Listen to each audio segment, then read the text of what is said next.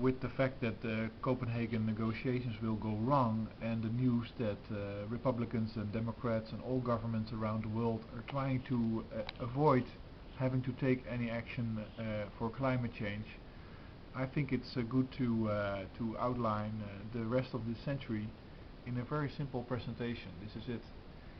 It's basically now it's almost 2010.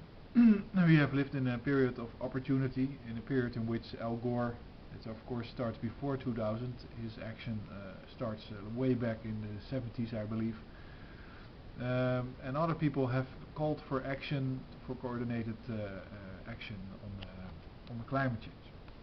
But because of the easy money from oil and the availability of those money for lobbyists in US Congress, but also in other places on the world, and basically the ability of companies like Goldman Sachs and all kinds of auditing companies to project so much trust towards the public that they really can rip them off in an incredible fashion. We are now quickly moving towards this period, which is a period where there is still opportunity to act after Copenhagen 15. There's still an opportunity to simply cut off activities that are maybe profitable but completely ruinous for the environment and the carbon balance in our atmosphere. But of course we're going to walk into peak oil, where there will be less cooperation between countries if they do not have any alternative to oil. They will start, just like the US has been starting wars. That's all very opportunistic if you limit your options to only oil.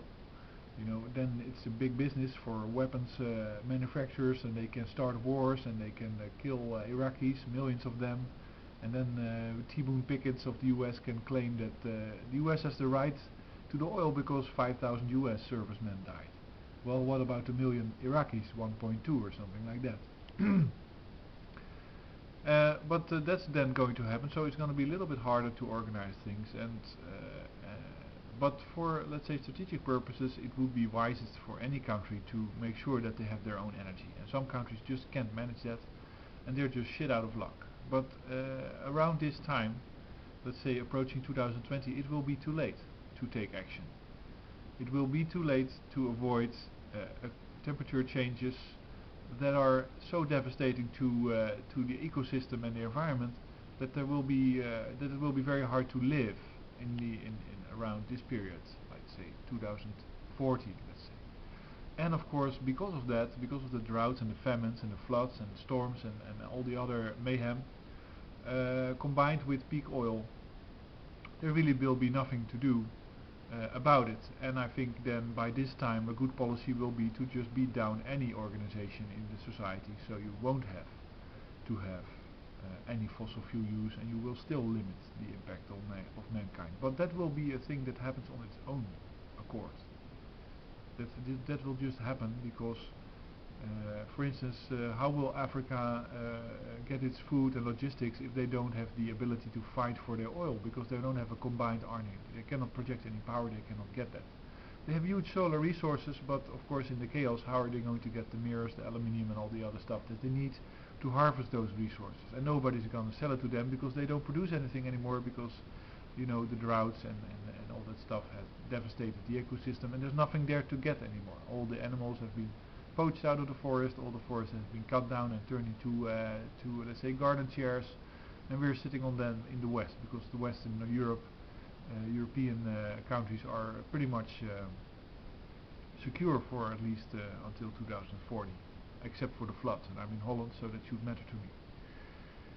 But that's the timeline, basically. This is the timeline.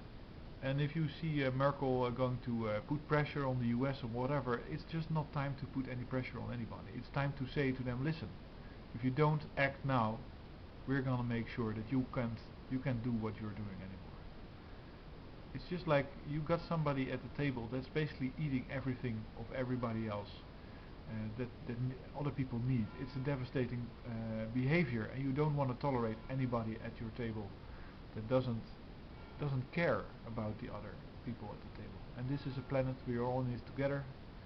It's a big spaceship, and we should think about it in that way. We have to preserve the ship, and we have to make sure that everybody's on